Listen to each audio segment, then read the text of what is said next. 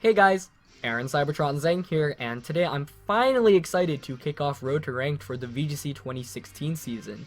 So at first I wasn't even sure whether I'd be able to do this or not, just because Pokemon didn't tell us whether we were going to get VGC 2016 roles on BattleSpot, and for those wondering, it is finally on BattleSpot now. You just have to go to special roles as opposed to double roles. But the main issue here is I'm not sure whether they're going to continue to make it the special rule set after the season of BattleSpot ends, which is a little bit concerning. Obviously I still will be able to have a lot of other content, but I will try to push out as much Road to Ranked out as possible in the next 2 months, since we're finally getting a chance to do some in-game content. So if you guys enjoyed the series, please show your support by leaving a like on the video and giving me any feedback. Would really appreciate it, especially since this is the first episode.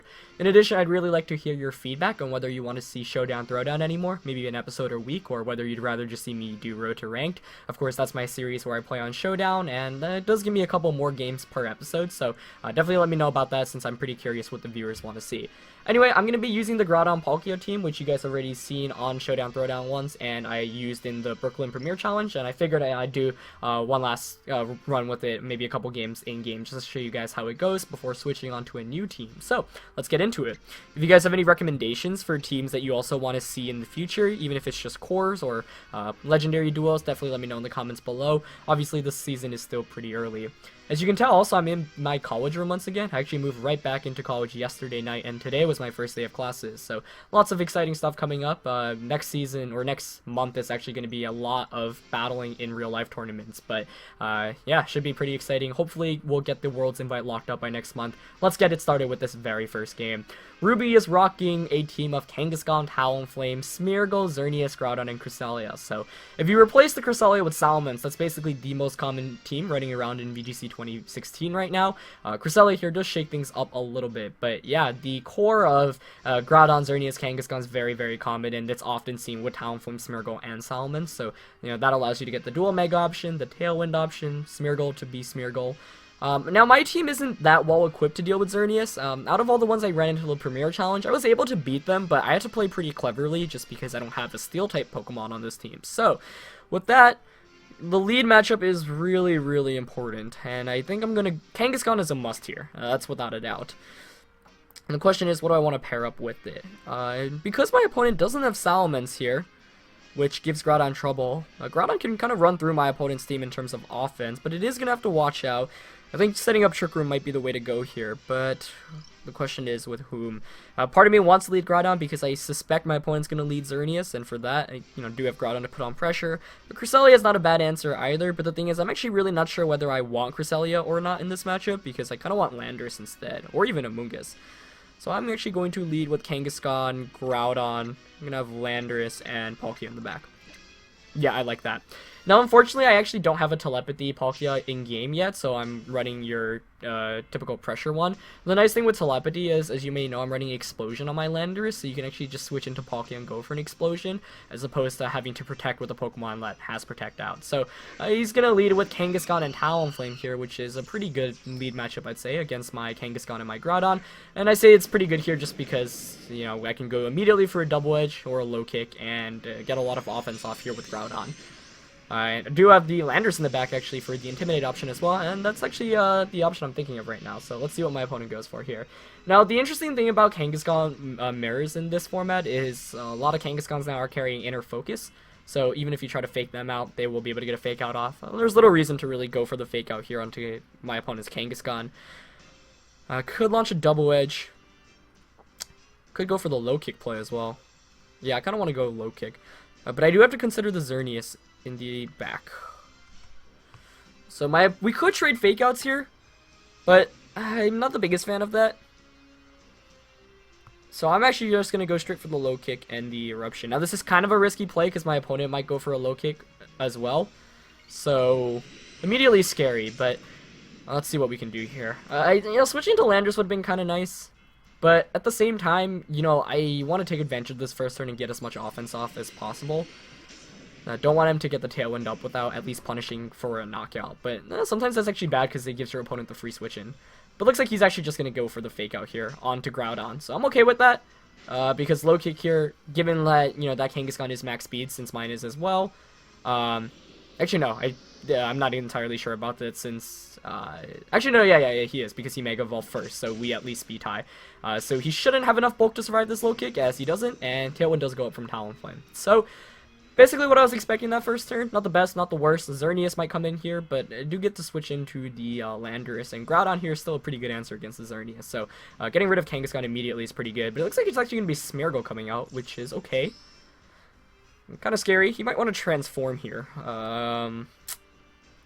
Let's see.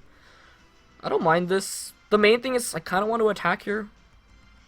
Yeah, I'm just going to go for the low kick. I'll actually double edge into it in case he switches out or does something. And I'll switch out into my Landers here to get the first Intimidate off. And because I want to conserve my Groudon for the potential Xerneas on my opponent's side. The fact like he didn't bring in Groudon here means that he most likely actually didn't bring Groudon into this matchup. And I'm hoping that's the case. Switching to Palkia next turn might also be a pretty viable option, but let's see what Smeargle goes for here. So we are just going to see a Brave Bird come out. The thing is, if Smeargle just goes for a Dark Void, like, you're not really taking advantage of Tailwind, since then I just get to burn a turn of sleep. And you see Kangaskhan is able to survive with over 50% here, as the Talonflame reveals it is Life Orbed as well. But nope, he's just going to go for the Dark Void. Okay, so maybe staying in with Groudon wouldn't have been the worst of ideas, but like I said, I wanted it for the Xerneas. He is going to be fortunate enough to connect with both of my Pokemon, though, which definitely helps him out a little bit. I suspect we might see a Transform this next turn, but let's see. As Kangaskhan takes a turn of sleep. I'm very tempted. Actually, no, even going for the Explosion is going to help me right now, but kind of tempted to go for it. He does get the speed boost, but loses accuracy, which is actually helpful on my end here. So I'm going to go for the... I'm just going to take my turns of sleep right now, but you can see why Smeargle is so obnoxious to deal with here. And we are going to finally see that switch out, so Talonflame's going to go out. I think Xerneas might be coming in here. Yep, that's going to be Xerneas. Okay, do we see a Transform from Smeargle? Most likely. There's really not much reason. Oh, no, he's just going for sheer cold. Okay. Well, Kangaskhan wakes up, so lucky me here, as I'm just going to be able to get the double edge here and knock out Smeargle. Really surprised to not see a Transform, though. Maybe he's not carrying it. I think that's a better option. I mean, sheer cold's not bad, but you're really not taking advantage of your Tailwind turns, and, you know, this build seems a little bit different from the typical ones we see in terms of, the Groudon, Xerneas, Kangaskhan kind of core. So there's one last turn of Tailwind left. And I think if my opponent's smart, he's going to be going for the Tailwind here, or the Geomancy with the Xerneas. So it's still far from over. It's actually a pretty good position for my opponent. However, Talonflame's... No, it probably carries Quick Guard. So here you can Brave Bird and Geomancy. Now, if I wake up and... I'm going to go for the Explosion play here for sure with Landers. So if I wake up, I outright win. But what do I want to do? Yeah, I want to switch out to Palkia, I guess, for Fake Out. You Brave Bird.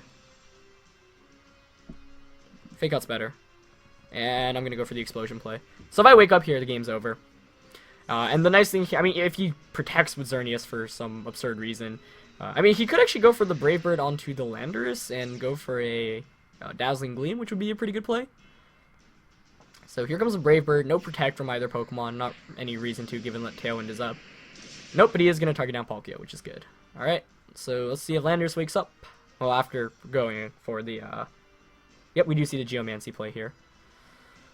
Kind of concerning, actually. If I hung on with over 50% there with Palkia, I could have just instantly won the game. Or not instantly won the game, but I would have been able to threaten Trick Room, though he most likely is going to have Quick Guard on the Talonflame. So I might actually lose this one if I don't wake up with the Landorus. Let's see if I can get lucky. I do wake up. So Landorus explodes. So 2 one-turn wake-ups, which is pretty fortunate on my end. They definitely helped. Honestly, if I didn't get it, like... Actually, no, this is a smart play on his end because he switched out into Smeargle. I'm trying to think. He switched the Talonflame out into the Xerneas, so that allowed him to put pressure on. That's why this kind of core is really good. The idea is that, like, you set up Tailwind, you take advantage of it, and then you Geomancy to sweep late game with Xerneas. And Xerneas is such a late game monster. But, yeah, I mean, if Smeargle hung around for any longer, like, I woke up with Kangaskhan early, but that one didn't matter as much. What would have mattered was getting a double edge off against Xerneas. The thing about knocking out Smeargle was it allowed for my opponent to have both Xerneas and Talonflame out on the field at the same time, which actually helps him more out than me. But now that, you know, I do have Kangaskhan and still Groudon in the back. I should be able to win this one. So he's going to go for the Protector, obviously, to block my Fake Out, but a combination of Sucker Punch and Earth Power will be enough. 2 Sucker Punches might be enough, too. Though if he has Hidden Power Ground, that would be interesting. I don't even think that knocks me out, since Groudon is extra bulky, but let's see. I'm not going to risk it. Actually, Flamethrower does more. Yeah. Flamethrower and Sucker Punch. Okay, so Sucker Punch comes out. Of course, your typical Xerneas build is going to be Moonblast and Dazzling Gleam. Yeah, another one should knock it out here. I'm just very curious whether he's carrying the Hidden Power Ground or not, but looks like that's not going to be the case for my opponent. Going to go for a Dazzling Gleam, even a crit onto Groudon. Actually, there's the crit onto Groudon. I was going to say, a crit onto Groudon's not going to knock me out, and then I saw the damage. I was like, wait, that might actually knock me out if he got a crit, but then I was like, okay, that should be a crit. But Flamethrower here from the Groudon does pick up the knockdown onto Xerneas and seals the deal. But pretty fortunate game. I mean, normally, it's weird. When I see the Smeargle, like, I expect my opponent to lead with it, and that's why I always go with Kangaskhan. Even though the first turn played out really well for me. I mean, you can see how big Smeargle with Tailwind and Dark Void is, and him connecting both was a big deal as well. I think one of the better plays I could have made was actually just staying in with Groudon that turn, as opposed to getting the Intimidate off.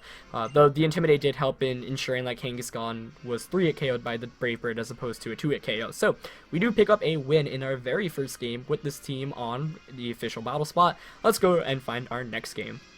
Otherwise, you know, I do want to talk about that kind of team composition in general, since that's a team composition you're going to be seeing a lot of. Marcus Stature actually won a smaller regional championship. I think it only had 19 players, but Marcus, obviously being a very good player, was able to win the entire tournament with it, as we find our second opponent from Mexico, also with a pretty cool team. But, you know, going off a lot of tangents here, in general, watch out for that kind of team. Expect Salamence over Cresselia, since those 6 are the most common. Make sure you have your ways to deal with Smeargle, even though I didn't demonstrate that very well, since for me it was more like hoping I'd wake up. But if he missed the Dark Void, then I think really the game would have been over anyway. So that, you know, when players don't play that team right, when they rely on Smeargle, which I think my opponent did a little bit more than most of the players I've seen using that team, then, you know, you're really rolling the odds. But I've seen a lot of players use that team well enough where you don't even have to Dark Void with Smeargle. I know Marcus said he barely, I think, he didn't even Dark Void once with it, but Smeargle with the support move still helps out a lot. So, webcam getting a little bit blurry there. Hopefully it focuses. Okay, cool. So, opponent here rocking a team of Kyogre, Thundurus, Ho-Oh, Scizor, Virizion, and Liepard. So, a really bunch of random stuff, but I like it a lot. So let's see what I want to lead with. Cresselia here is actually a little bit scary since he does have Scizor. I do like Kangaskhan though. Kangaskhan always puts on pressure immediately. And I like Palkia here. Yeah, I'm going to go Groudon Landers in the back. And that's pretty good. Amoonguss and Cresselia here aren't as good. Mainly because Amoonguss here, Virizion isn't affected by it, Ho-Oh can get knocked out, Thundurus can taunt, and Cresselia, the Scizor is really the biggest issue. But kind of cool to see Scizor since it was my favorite Pokemon to use back in VGC 2012, and some of 2013 as well. So we do see a Liepard Scizor come out for my opponent, against my Kangaskhan and Palkia. So, you know, for my opponents, and you gotta be wondering if I have a Fire-type attack here on Palkia, we're probably gonna see the Fake Out onto the Palkia. Maybe a Swords Dance. So I'll actually just Double Edge and switch out into Landorus. You could Fake Out Kangaskhan and Swords Dance with Scizor as well, but Scizor right now doesn't do very much. The main issue is Liepard getting Foul Plays off if it survives this turn. So maybe I should have considered just going for the Trick Room. The issue is because, of course, my opponent does have the Kyogre. Groudon isn't just free to launch Eruptions off. You know, that's kind of the nice thing. If you're going for the Groudon mirror match and he doesn't have Primal Kyogre on his team, then you can kind of just spam your Fire-type attacks, but Groudon has to be a lot safer when you're playing against a team with Primal Kyogre. I wonder if it's Mega Scizor, actually. I think that's the only Mega my opponent could have had, but, you know, I'm not the biggest fan of that just because you can use things like Life Orb, for example, or Lumberry. He is just going to go for the Fake Out here. Going to target down Kangaskhan, so just going for the risk of me having a Fire-type attack there. But looks like we actually just see a Bug Bite coming out immediately, targeting down Landorus. So because Landorus is able to resist that, I do hang on with a lot of HP. So I do not mind that one bit. With that, I'm going to kind of want to low kick Scizor here. He might Bullet Punch Foul Play me. That'd be a really good play. I'll Double Edge and U-turn though. I like that. I do want to conserve the Landorus here because he does have the Ho-Oh in the back. And Ho-Oh, as you may remember, was on John Hu's team, and Ho, And the team composition that John had in general gave me a lot of trouble.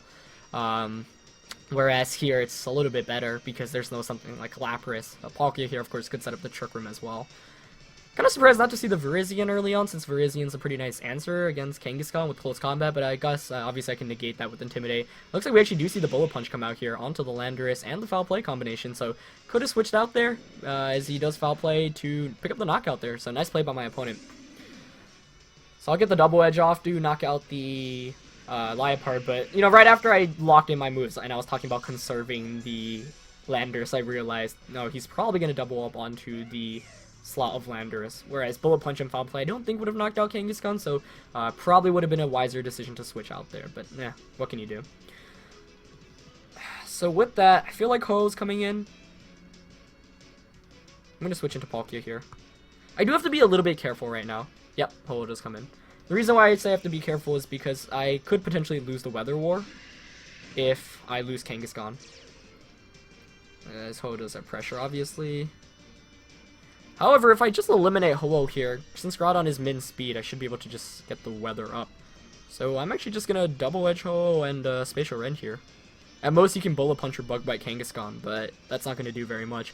I'm not going to set up the Trick Room here because the idea is if I pick up the knockout onto Ho-Oh, then we both bring our Primals in and I'll be able to win the Weather War. Presumably, if he's min speed as well, I'm, you know, kind of putting my eggs in a basket, hoping he's not min speed. I mean, if he's not min speed, then I definitely just win the game. If he is, then I still have a very good shot with both Palkia and Groudon. And he has to win the speed tie. But looks like we just see the Bullet Punch play onto Kangaskhan, but Kangaskhan outspeeds, so it just gets the double edge off. So regardless of whom Ho-Oh targets here, as long as I don't miss the Spatial Rend, I win the game. And he actually almost faints from that, hangs on with just a sliver of HP. He's actually going to KO himself from Brave Bird, which is kind of funny. The question is, whom did he target here? If he targets Palkia, then I just win the game. Okay, he targets Palkia. Yeah, I mean, I think Groudon can even solo, I mean, just win against both Kyogre and Scizor, but this ensures that I win the Weather War, which is exactly, you know, what I was talking about. I think, like, if you're a Primal Groudon user and you're facing against a Primal Kyogre team, then you really need to consider the end game, assuming, like, Kyogre is the last one. Even if it's not, like, you should be able to deal with everything, but you have to play, basically worst case scenario, but that's how Pokemon is in general. Like, always assume the worst, always assume the last one is going to be the one that can beat you and figure out how you can deal with that. And if it's not, then great, you know, you can just win the game. But if it is, which, you know, most of the times it is, then you have to be careful. But things are looking pretty solid there. We did take a lot of damage from the Brave Board, more than I expected, but Spatial Rend to Scizor did over almost 50%, which was kind of surprising. But here I'm just going to go for the Sucker Punch onto Kyogre, and I'm going to protect with my Palkia. I guess Scizor could Swords Dance if it has it, and then go for something like a Bug Bite Ice Beam onto the Groudon, but like I mentioned, Groudon just should win me this in the late game, especially after getting some damage off with Sucker Punch. And the thing about Groudon versus Kyogre is Kyogre can Ice Beam you while you Earth Power, so the odds are in your favor since they can't freeze you, whereas you can get special defense drops, etc. And Scizor is really rendered useless once Groudon comes in. Oh, but he does have Feint. That's the one move I was considering him having, but instead he targets down Kangaskhan, which isn't going to really help him out. Of course, prevents some extra damage, as he does go for the Ice Beam, so smart play there. You know, that obviously the best one as well, since Groudon is presumably my last one, so I should be able to seal this one up as well. Let me think, yeah, I was just kind of surprised to see my opponent not bring the Virizion in general. I think Virizion would have been a pretty cool call. The double target play onto my Landorus is a very excellent move, but him not going for a Protect with Ho-Oh, like, if you Bug Bite it with Kangaskhan, maybe Bug Bite plus Bullet Punch would KO, though I don't think so since Scizor is intimidated. Scizor doesn't fare very well when it doesn't have boosts from, you know, Life Orb or Swords Dance. So here are just Eruption's Spatial Rend. Could have Trick Room, I guess. That would have been kind of a cool play. But the thing here is, he can't knock out either of my Pokemon. Like, if he wants to knock out Palkia, he's got to Ice Beam and Bug Bite it. And if that's the case, then Groudon doesn't take any damage, and then I just win.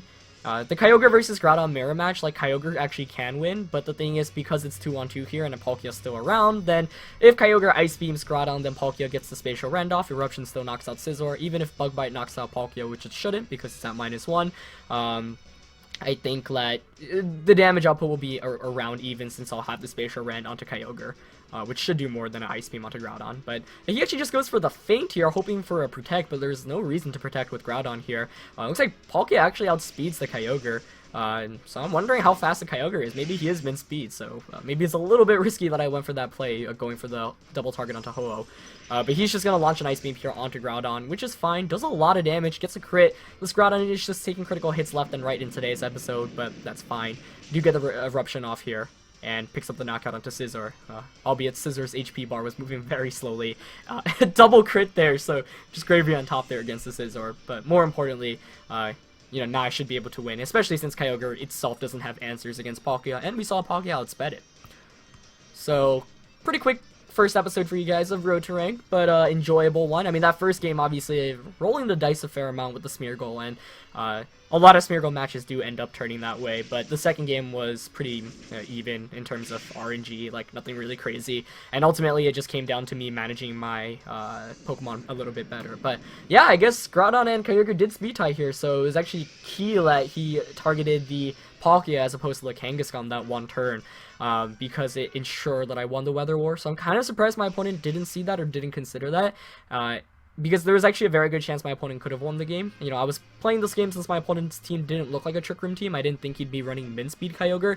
That ended up being the case. Another reason why I didn't think he'd be min-speed Kyogre is with Pokemon like Thundurus and Liepard. You know, those Pokemon like to Thunder Wave Pokemon. Though I guess even with min speed, you still outspeed most things after they get paralyzed, so not as much of a big deal. But yeah, we do take the first game and the first two games of Road to Rank 2-0, and I'm pretty excited for the remainder of the series. Really, even lower ladder is exciting since you're just running into all kinds of teams and opponents. But as always, I might play a couple of games off screen, you know, just to get a little bit higher, and then we'll see how it goes. But yeah, hope you guys enjoyed the very first episode of Road to Rank for VGC 2016. Leave a like always if you did, and I'll see you guys next time. All right, peace.